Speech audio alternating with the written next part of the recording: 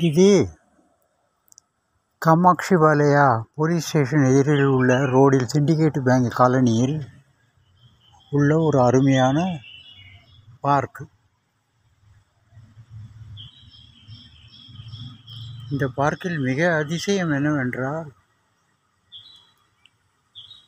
இன்றைய காலகட்டத்தில் கிடைக்காத ஒரு பூ, பன்னீர் பூ. இந்த பன்னீர் பூ என்பது மிக சில இடங்களுக்கே இன்று சொந்தம். எவ்வளவு சிதறி கிடைக்கிறது என்று பார்க்கிறீர்களா? பொம்மைகளை பார்ப்பதுடன் நிறுத்தாமல் இதையும் பார்க்கவும்.